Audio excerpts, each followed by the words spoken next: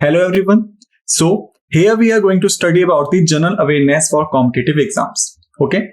So whenever we are going to study about the general awareness for the competitive exams, we need to cover the basic topic first, starting from class 6 to class 10, or basically you can say up to class 10. Okay.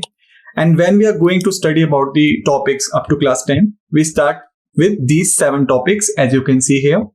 First one is history, second one is geography, third one is art and culture, fourth one is civics, fifth one is economics, sixth one is general science, and seventh one is environmental studies. Okay, so we will learn about them one by one, starting from the history first. So the first question is, what do you mean by history? If someone asks you, what do you mean by history? What you will say? Here we can see the basic definition that history deals with the study of past events, civilizations, and the development of human society. Let's discuss this thing. Like if I say that you are seeing buildings, you are seeing a modern humans, you are seeing a technology, all these things were there in the starting. All these things. Just think about it. The answer is no. You have seen many movies in which we were showing like a past humans or like a humans living in the forest. That is the history. And what we are seeing today is the present. So you can say that history is basically a study of linkage of the past with the present. Okay. I know that you all must be aware about it. And if you're not, then you will be aware about it. Like humans are the descendants of the apes. Or you can say that we have been evolved from the apes or monkey clan. Have you seen a chimpanzee in the zoo and various areas? Okay.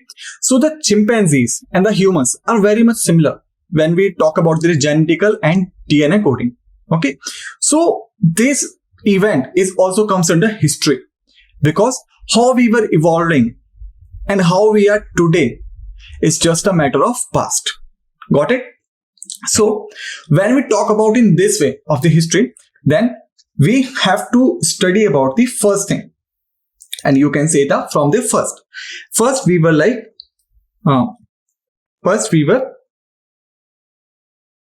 apes. Then we developed into pre-human. Then we developed into modern human. Got it? So starting with the apes, then come to the pre-human, and then come to the modern human. So we are living in this time today. But we have been evolved from pre-human and before that from the apes. Got it? Now, to understand it basically or to understand it firmly, we should do one thing. We should start our history from the evolution of humans first. Got it? Like first, we were Australopithecus. Okay, these were purely apes. Okay, you can see that they were the monkey or fully zombie, so not zombie, sorry, formerly chimpanzee type animals. Got it? And from after Australopithecus, we came to Homo erectus. Homo erectus, or you can say Pithecanthropus.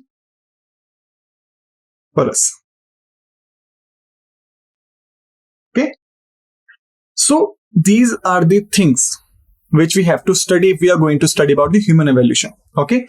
First one were the Australopithecus. The Australopithecus were completely apes or completely chimpanzee type creature. Thereafter, we come to Homo erectus, which were like a modern human today. Similar to modern human, not properly modern human. Their skull were large, their brain size was small, and their body posture was also tilted to front. Like we see the chimpanzees moving here around. So they were similar like that. Okay. And thereafter, we evolved further. And when we evolve further, we go to Homo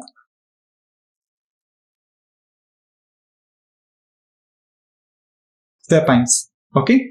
Then we came to Homo sapiens, which were very similar to today's human. Okay. So here we have gone through the evolution of the human first. Like it's a part of history. First we were like Australopithecus. Okay. Completely apes. Then we came to Homo erectus, Pithecanthropus. Were not like the early humans, were not like the modern humans, but were in the middle of Australopithecus and middle of modern human, you can say. Okay. Then we have come to Homo sapiens. These were like a modern humans, and also these were the early humans because they had a complete division. First division is Neanderthals.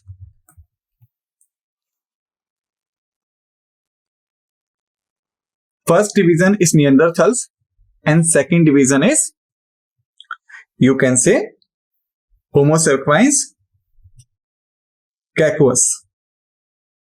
Got it? So these were the evolution.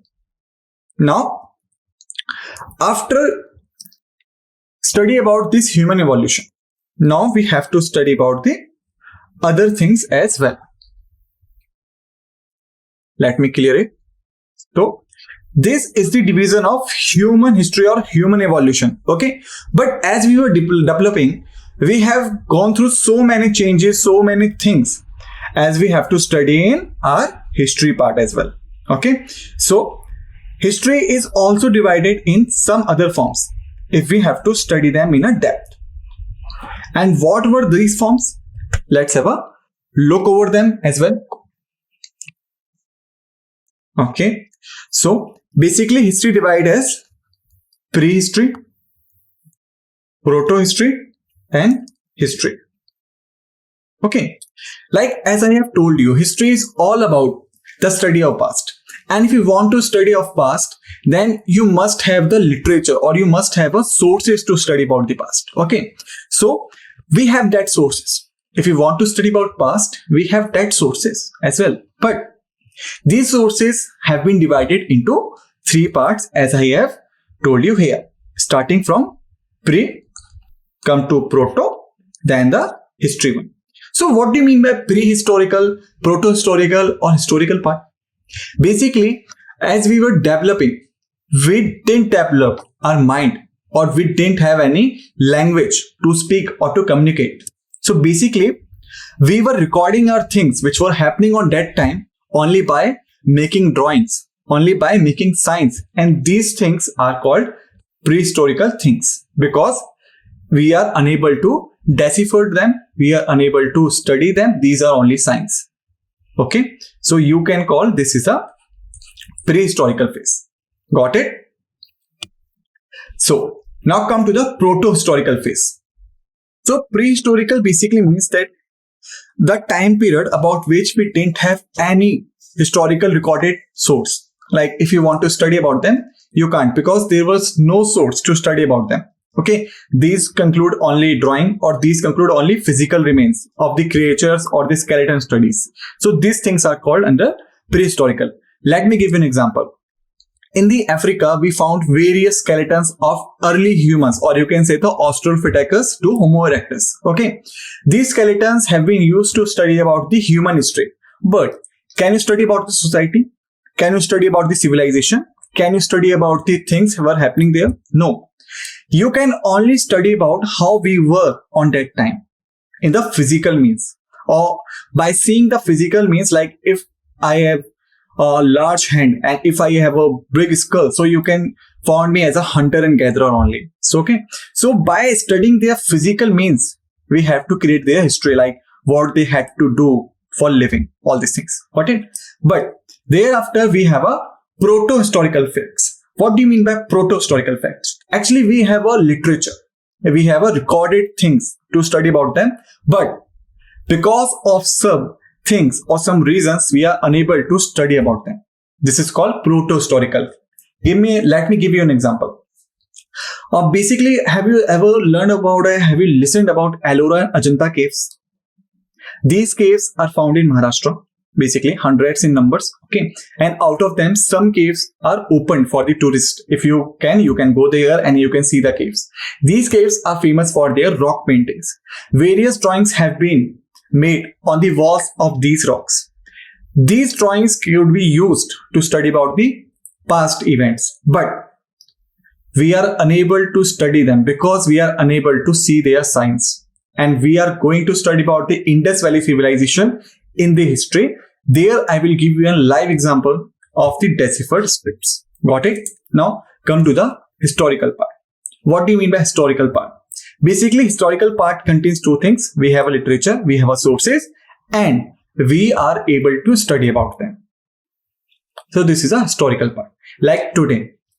Okay, if today you want to study about what happened in 1947 when we are getting our independence, then you can easily study about them because we have a literature sources, we have a archaeological sources, and we are able to study about them. We are able to decipher them, we are able to decoding the language. But when it comes to the proto-historical time period, we have things, but we are not able to study about them, we are not able to decode them, we are not able to decipher them. And when we come to the prehistorical, then we don't have anything like that to study about them. We have only physical means. Got it? So this is for literature division. Okay. After literature division, now we are going for further division of history. Okay. But before we start about further division, let me give you some key points which we need to study or which we need to remember. Got it? First thing is, if we are studying history today, so someone has started study of history, right? And who was him? He was Herodotus. Okay. He considered as father of history. He written a book of named Historia. Okay, and Historia is the first ever recorded literature which we considered as a beginning of history. And who did this? Herodotus. So Herodotus considered as a father of history. Okay, or then Leo de Vinci, he considered as father of modern history. Got it? Have you got it? Okay. Now come to next part. I have given you some points like who is considered as a father of history. Herodotus. He written a book Historia. Who is considered as the father of modern history? The answer is Leo de Vinci. Got it? Now, so these were the several decisions which you need to understand before we are going to study history. Okay. So here you can see that history covers ancient, medieval and modern periods. Sorry. Ancient, medieval and modern periods. Got it? So what do you mean by ancient? What do you mean by medieval? And what do you mean by modern? And how you can study about them? How you can divide the time periods in ancient, medieval and modern time. Got it? So basically when it's come to India, we divide them as first one is ancient. We divide them as from Indus Valley to Delhi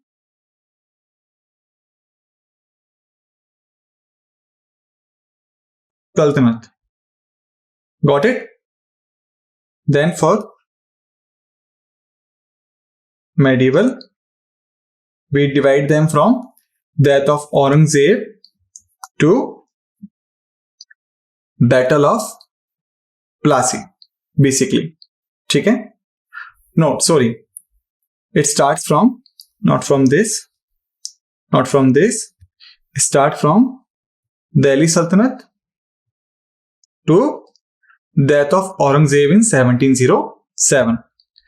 For the modern part, start from 1707 to today. Got it? So this is a basic division of ancient, medieval and modern. Start from ancient, Indus Valley civilization to Delhi Sultanate. For medieval, Delhi Sultanate to 1707, the death of Aurangzeb, and for modern, 1707 to today. Got it? Now,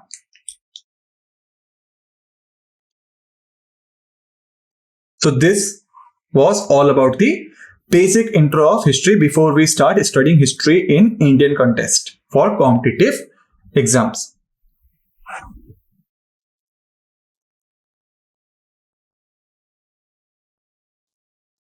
Okay?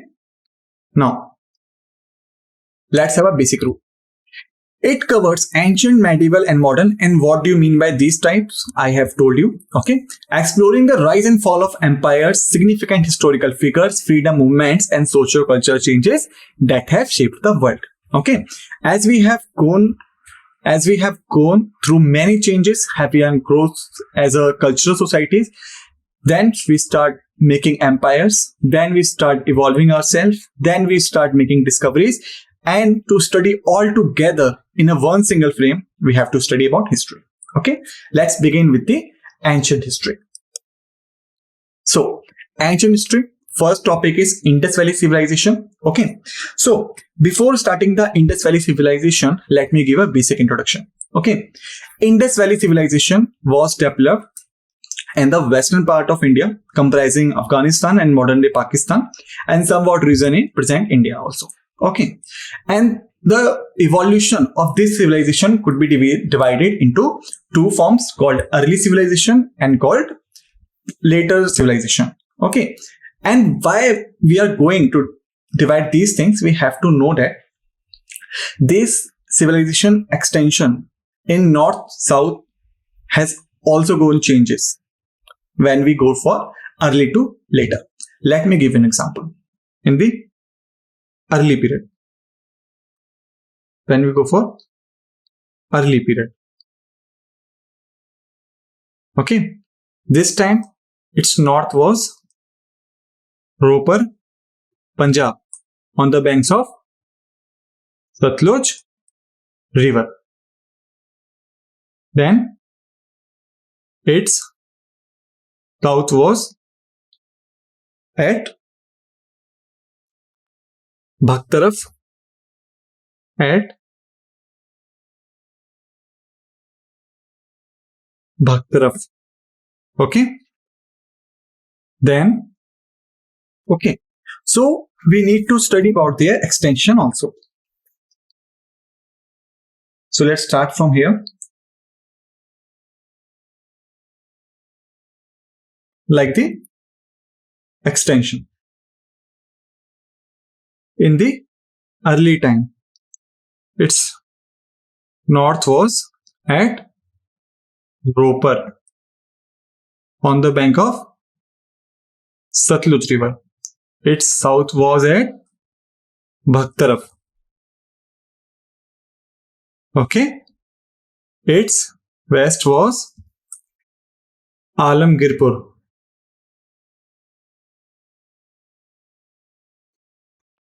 It was the east.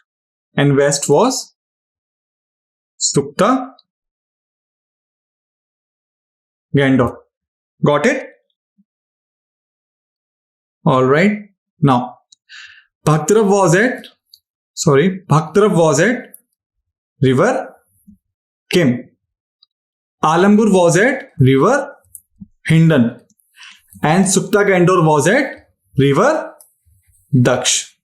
Okay. So, it was the earlier extension of Indus Valley civilization, starting from north, Ropar, Satluj, it was in Punjab. South, Bhaktaraf, river Kim, was in Gujarat. Alamgirpur, river Hindon, was near Ghaziabad, Uttar Pradesh, in the North India. And west, Sukta Gandor, near river Daksh, it lies at Afghanistan border. Okay, Afghanistan-Iran border, you can say. Now, in the later times, Ropar was changed with Manda, with river Chenab. Okay, and then south changed with Daimabad,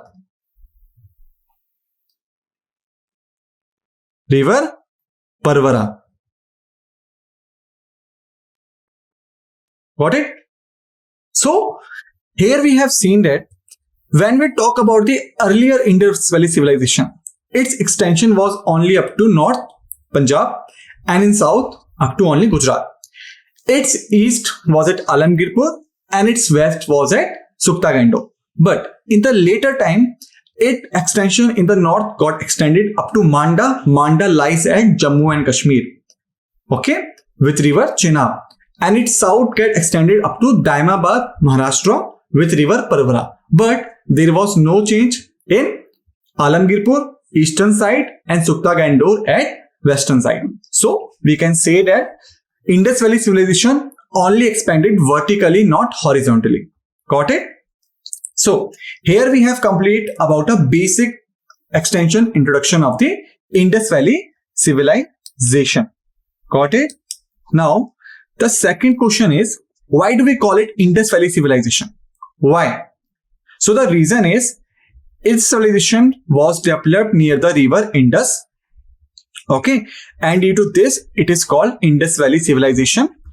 Second, its name is Harappan civilization, and it's also called as Indus Saraswati civilization. Okay, so these are the several names of this civilization: Indus Valley, Harappan, and Indus Saraswati civilization. Now let's have a look at introduction and discovery. The Indus Valley civilization, also known as the Harappan civilization, was one of the world's earliest urban civilization, dating back to around 2600 BCE, discovered in the earlier 20th century. Okay, so the Indus Valley civilization was developed around 2600 BCE and was discovered in the year of 1911 and 1912. Okay, when the Britishers were exploring the area, they found it, and then they discovered the Indus Valley civilization, which existed in its full form near 2600 BCE. Got it? Okay, so here we have to listen, and here we have to cover one thing also. What is the one thing which we need to cover here? It's like, what were the contemporary civilization with the Indus Valley civilization? As we have seen it, that it was one of the world's earliest. It was not the earliest, was one of the. So there were several other earliest Indus, you can say, civilization also. And what were they? So we have to study about them also. The first is our Indus Valley. Second one is our Chinese. Third one is our Mesopotamia, lies at Iranian-Iraq border nearby, and then Egypt. So these all four, it's 1, it's 2, it's 3, then it's 4. Okay, so these all four were the earliest civilization which developed contemporary to each other, and Indus Valley was one of them. Okay, so it was one of the earliest civilization, existed near 2600 BC and was discovered in the year of 1911 to 1912 first, when the Britishers were exploring the areas. Okay, and then they found it and then they discovered it. Got it? Now what about geographical extent? As we have already gone through the things, that it was extended in two forms, the earlier form and the later form. The earlier form starting with the North Punjab and comes to South Gujarat. Then the later form extended up to North Jammu and Kashmir and South Maharashtra. But the horizontal extent, the east and west boundaries were at fixed. In east Alamgirpur and west Suktagando. Got it? Now come to the major cities. As I have told you that the Indus Valley civilization also called as Harappan civilization. And what was the reason behind it? Because Harappa was one of the first city discovered when the Britishers were exploring that area where Indus Valley was found. So they gave it the name Harappan civilization. Got it? So the Harappa and the Mohenjo-daro were the two major cities of this civilization. And when we have to study about the Indus Valley civilization, there was one thing which we need to keep in mind, that it was an urban civilization. Okay, there was a concept of urbanization, means there were industries, means there was shipping, means there were transportation facilities, and means there were economy, a developed economy. Okay. And Harappa and Mohenjo-daro, which we found there, was the well-planned cities with advanced drainage systems and impressive urban infrastructure. Here, I would like to add several points, like the Indus Valley was well known for several things, like they were well-planned, like they were advanced drainage system, and then they will have a urban infrastructure. Also, they will have unified weight system. They had good shipping system, and also they had a well sense of developing economy and seal making. And what do you mean by seal making? Like as in today, we see that stamp. If a person and if a company is dealing in market, then they have their distinct stamp. By seeing the stamp, you can conclude that this product or this thing belong to that person or belong to that company. Okay. In this today world, we practice it. Indus Valley people were practicing it on that time also. Okay. The merchants had their unique script, which they punch on the goods they are supplying to the other areas. And when the receiver receiving that goods, he could identify that from where that good has been shipped or had been shipped. Got it? Now, economy and trade. As I have told you, that Indus Valley people had a well-developed sense of economy. Okay, their economy includes several industries. And what was these industries? Let me tell you. They had industries like steel making,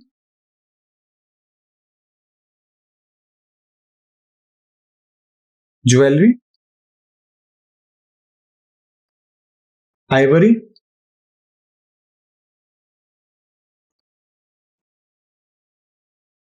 shipbuilding. Then they also had like you can say clothing and other types. Okay, so they had a well-developed economy with well-developed systems. Okay, so we can also say that if they are producing these industries or these products in their economy, okay, so they were consuming it and also supplying it somewhere. And where they were supplying it? They were supplying it like the cities of Mesopotamia, like the civilization of Central Egypt, like a civilization of China in nearby areas. Okay, as I have told you that Indus Valley was not the earliest, but was one of the earliest civilization, and there were 4 civilizations existed on that time: Chinese, Mesopotamians, Egyptians, and the Indus Valley. Okay, and out of them, they had a well-developed trade with Mesopotamian civilization. Okay, and other parts of Indian subcontinent. Got it? Which were accessible by maritime trade or by land routes. Now, come to the next point.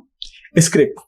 So, remember I have told you about the proto-historical facts, like the script which we had, but which we are not able to decipher or we are not able to decode it. And Indus Valley civilization's script is one of them. Like we had their script, but we are unable to study about them. And what was the reason? Let me tell you. Their script only contains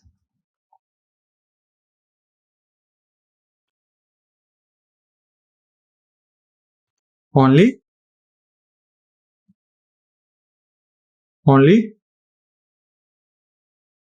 contains signs about 400 to 500. Okay, that's the main reason we are unable to decipher their Indus Valley script, because they only contain signs. Like if you want to decipher it, you have to understand the signs, and these signs are in number around 400 to 500. Like you have to make a meaning of every sign, and then only you will be able to study about the Indus Valley script. Okay, so that is the reason we are unable to study about the Indus Valley script. Got it? Now, as we have come to know about the Indus Valley was well-developed economy, was well-developed civilization, had well-developed city with well-developed drainage system and other things. They had a well-developed maritime trade also. What was the reason behind the decline? So if we go through this, then there are several reasons which I'm going to let you know here. First reason is you can say earthquake.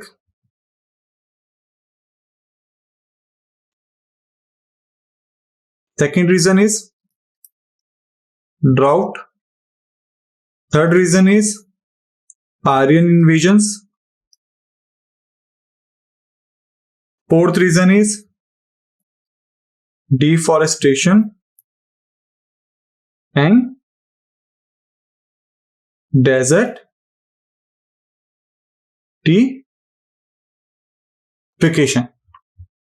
Now, let's learn them one by one. First thing is that we said that earthquake was happened there due to this. Their cities got destroyed and then they had to migrate several parts inside the India. And due to this mass movement, the cities got depleted and the Indus Valley civilization got ended. It's a one view when we go to the earthquake. Second is drought. We say that the Indus River and its tributaries changed their path, due to which the areas where the Indus people were living got dried. And due to this, they had to migrate to the other parts and the Indus Valley civilization got declined.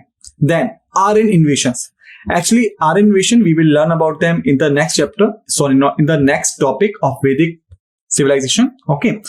It is considered that the Aryans came to India. They destroyed and killed the people of the Indus Valley. And then they destroyed the Indus Valley civilization completely. Then deforestation and desertification. As the Indus Valley civilization was an urban economy, was an urban civilization, as we know that whenever the urbanization is happening, the deforestation happens parallelly, you can say. Okay. So we conclude that the Indus Valley were expanding, and due to this, the desertification and deforestation was happened, and the people had to migrate it because they were losing their natural resources. So these all are just a theory considered about it. And none of these theories is considered as a valid proof till now. And due to this, it is still a subject of debate among historians. Many historians claim that the earthquake made their end. Some claim the drought was there. Some claim the Aryan invasion. And some claims the deforestation and desertification. Clear? Now, come to the Vedic period. We have covered about Indus Valley civilization. Now come to the Vedic period. Okay. The Vedic period just started after the Indus Valley civilization, passing through several ages. Okay. And then started with Vedic period civilization. Also, we call it Gangetic civilization because it developed nearby areas of Ganga and other things. Okay. And this civilization is also divided into two parts. This civilization was also divided into two parts. First, early Vedic,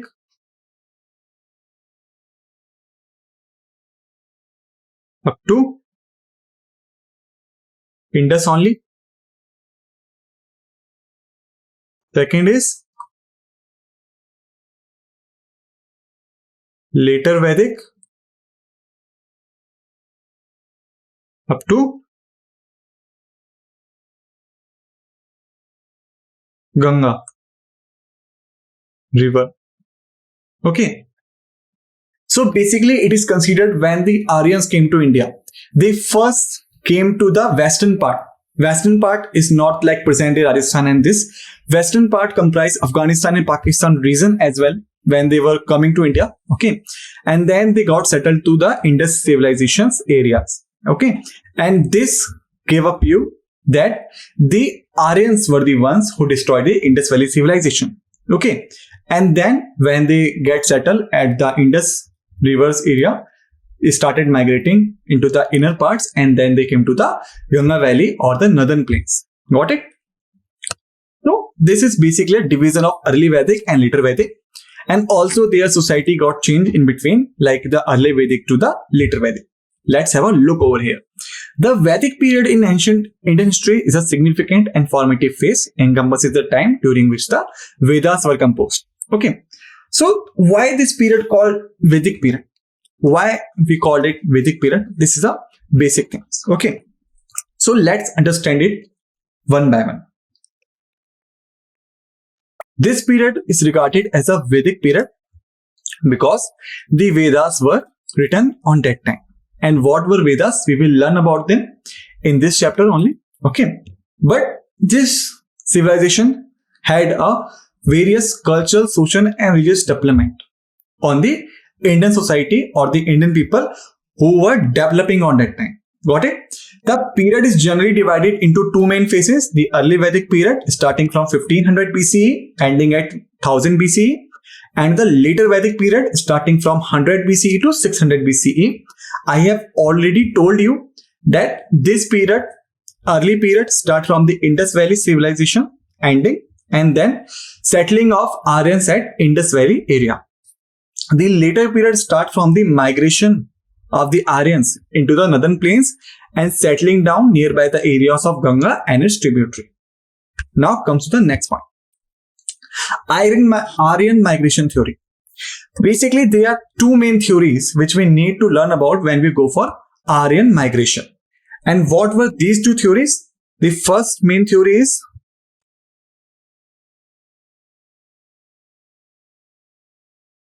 Central Asian theory,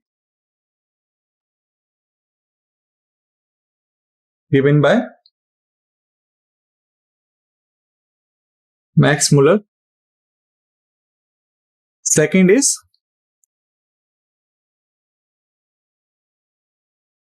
Arctic circle theory, given by B.G. Tilak. Okay, let me write it clearly.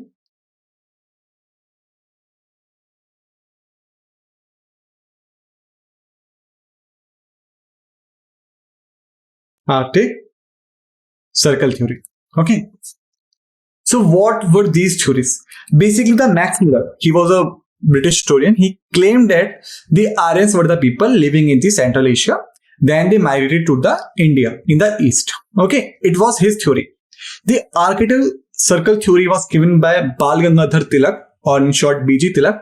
He claimed that the Aryans were living to the North Pole and then they came to the India. North Pole doesn't mean that they were living in the North Pole. North Pole area means that they were living at the high latitudes, you can say. Got it? Now, what do you mean by this theory? The Aryan migration theory suggests that a group of Indo-European people known as Aryan migrated into the Indian subcontinent from the northwest, believed to have introduced the Vedic culture and Sanskrit language to the region. Okay, this theory is comprised the Central Asian theory given by Max Muller. Got it? The Arctic circle theory, as I have told you, was given by P.G. Tilak, and he claimed that the Aryans were living to the areas of North Pole and then they came to India. Got it? Now, Vedic texts. As I have told you, there's the Vedic civilization, or you can say that this civilization is called the Vedic civilization just because the composition of Vedic literature or the Vedic texts. Okay, so Vedas. Have you ever listened about them? What do you mean by Vedas?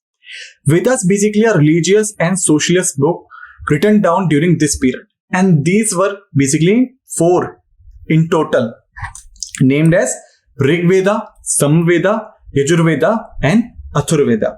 Okay, let's learn about them one by one, what comprise in it. First is a Rig Veda. Rig Veda comprise hymns,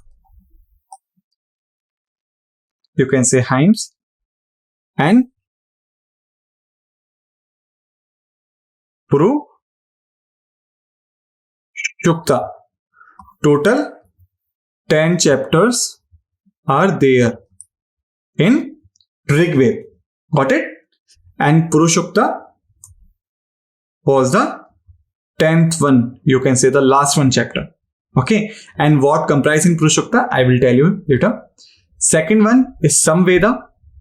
Samveda basically deals with the music and art form or rituals, you can say. Yajurveda basically deals with sacrifices, or you can say yajnas or yagya, havan, basically you can say in Hindi. Then the Atharvedas comprise magical formulas to keep away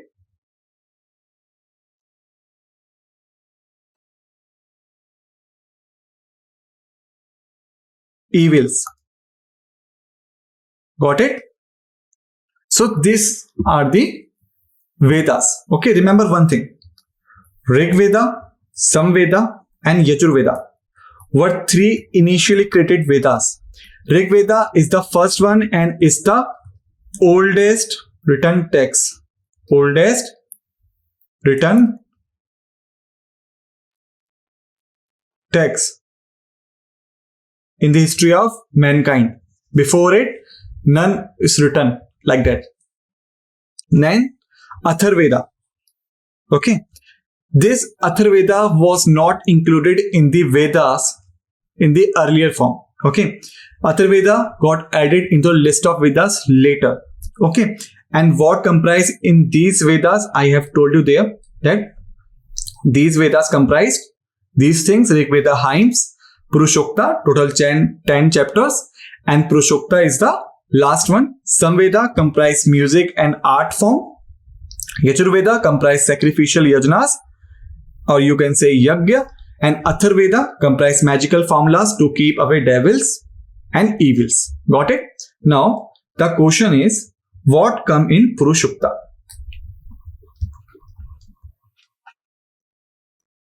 Purushokta. If you guys have a understanding mistake of the spelling, then you can match it from here. Purushukta. It comprises varna.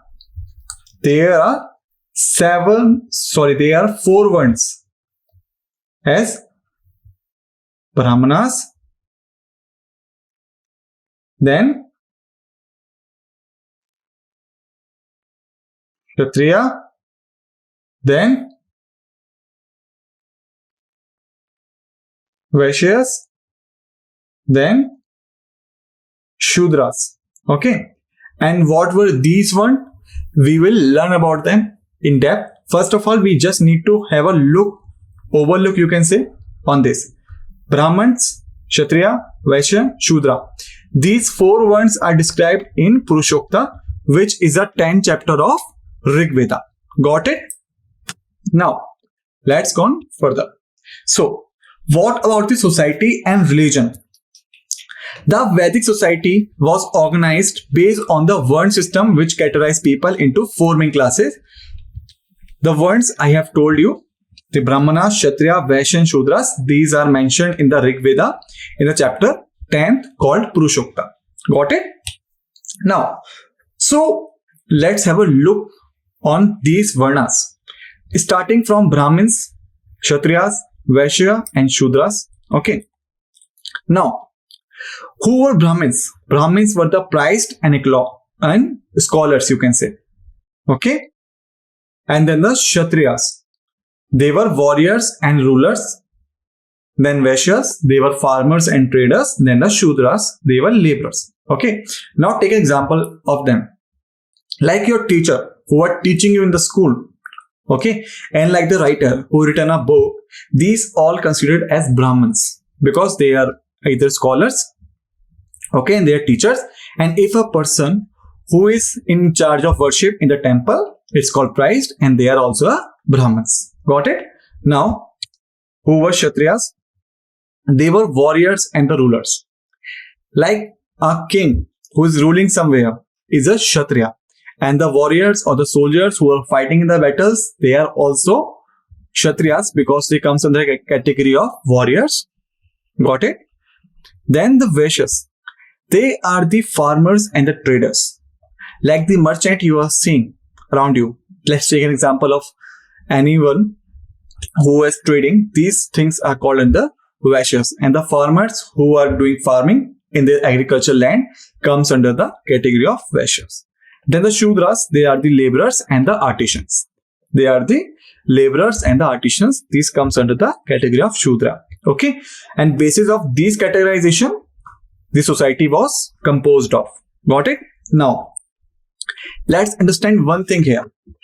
As I have told you that the early and the later Vedic period got divided, and also I have mentioned a thing that between them, their society was also gone through several changes. And what were these changes? Let's have a look over here. First thing is that these categorization was not on birth basis, was on work basis in early time period.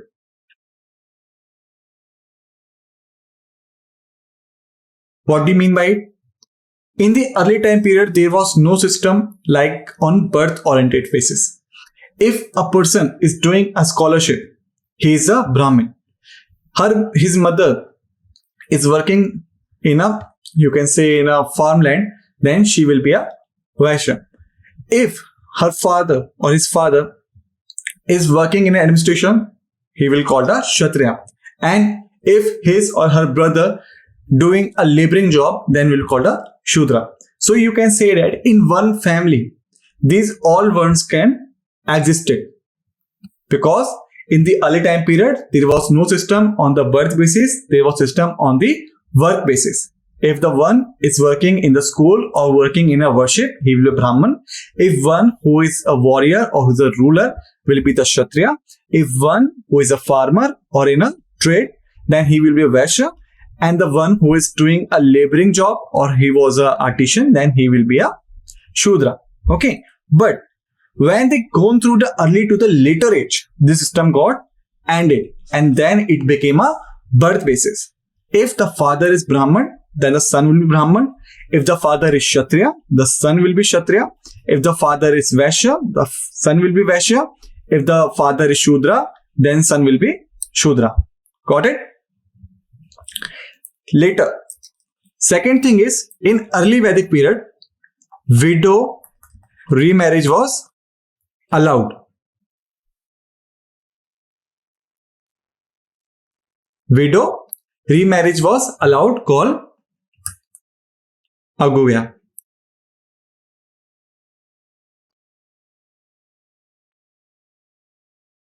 Got it? And second thing is, the cow was not allowed to kill, called Aganya. So in the earlier time, if the woman lost her husband, then she could have done second marriage. Widow remarriage was allowed. And second thing is, the cow was not allowed to kill. You cannot kill the cow.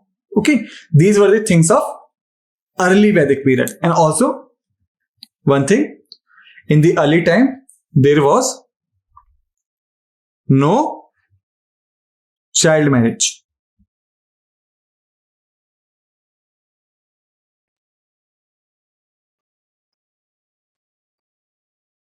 No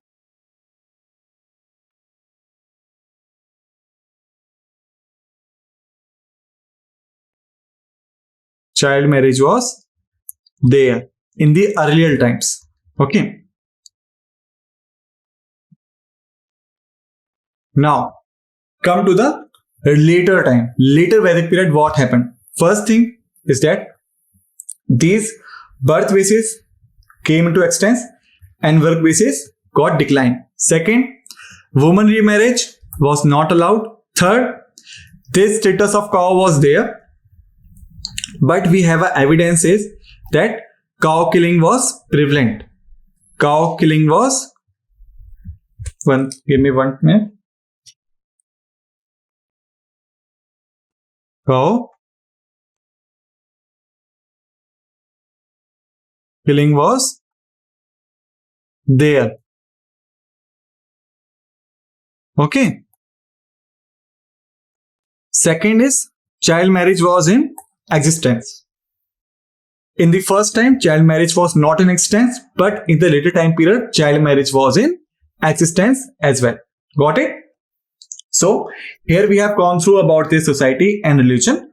Now come to the one more point which I would like to tell you, is that the Vedic deities worshipped through rituals and sacrifices were Agni, Varun, Indra, Som.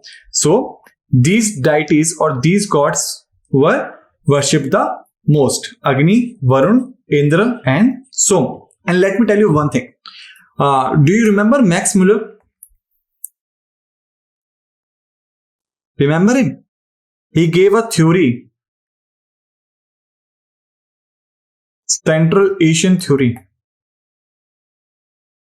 right? So what was the basis of this theory? How did he make this theory? And how did he say that the Aryans were migrated from the European area to the Indian area? Because of the, let me write it here, Bog Haskoi inscription,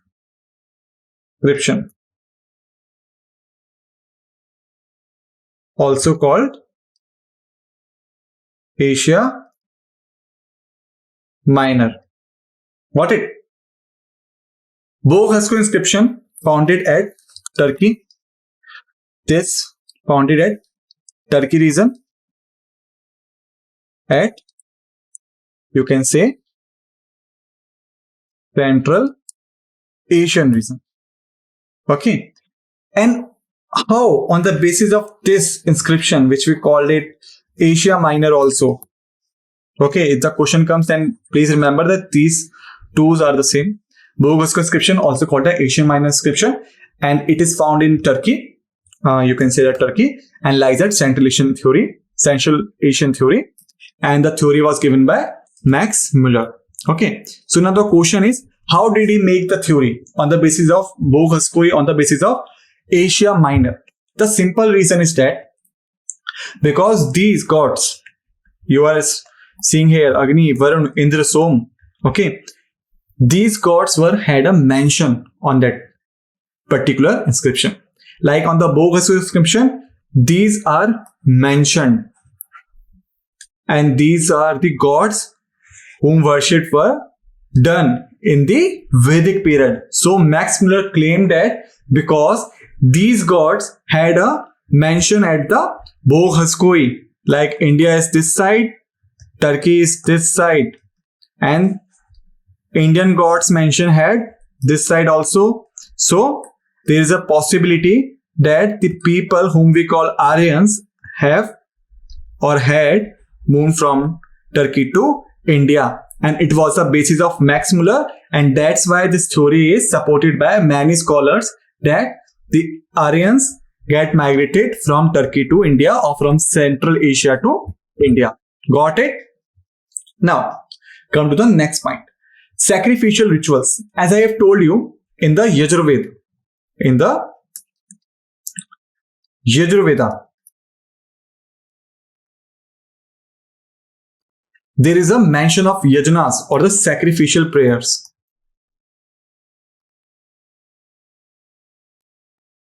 Sacrificial prayers. Okay. And what was the importance of these yajnas or sacrificial prayers? Actually, it was a belief, and it is also a belief even in today, that if you perform these particular exercises or religious exercises of yajna or havan, or you can say sacrificial prayers, then the God will have a mercy on you, the God will bless you, and you will have a good life. Okay. And the rules and regulations of performing these things, or you can say performing these sacrificial prayers, are mentioned in Yajurvedas. Got it? And now we can see that sacrificial rituals known as yajnas played a central role in Vedic society. They were performed by Brahmin priests and involved offerings to the various deities to seek their blessings and ensure the proper functioning of the universe. And basically these were done for two things, or you can say the three things. One is additional. It's like for santan, dhan, and grah. Like for having a baby, like for having a money, or like for having a good life, or like having a spiritual life. Okay. So these three were the main concentrant of the prayers of yajnas, or you can say the sacrificial prayers. Got it? And two of the main yajnas of these types are, you can say, let me write it down there, Rasyu Yag or Ashwamedh Yag. Okay, these two yag basically performed by the ruler for their prosperity, for their ruling stability, and for their importance as a ruler. Okay, so these were all about yajnas and sacrificial rituals. Now the oral traditions. Actually, in the Vedic culture, we had a culture of transmitting the things orally before establishing or writing things. Like the Vedas were first transmitting by orally form, and then they were writing down on the papers. Got it? Later Vedic period, as I have told you already, that we had developed several things like Brahmanas, like you can say Brahmanas, and then let me write it down here so that you can understand properly. Sorry. Brahmanas, these are the philosophical texts.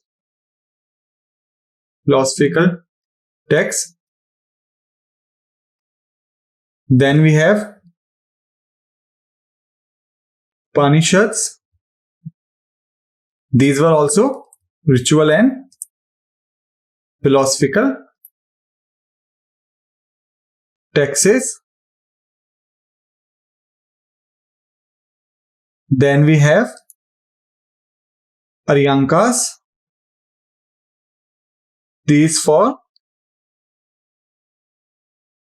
people of forest, like they were people who living in forest, so that they can use Aryankas. Got it? So these were the basic later Vedic period texts. Okay. Transition to classical period, like the Indus Valley civilization. Vedic period marked the transition from the early Vedic culture to classical period of Indian civilization. Principles and ideas presented in Vedas laid the foundation for Hindu philosophy, ethics, and spirituality. As we know that the Vedas are basically performed in Hindu culture. Got it?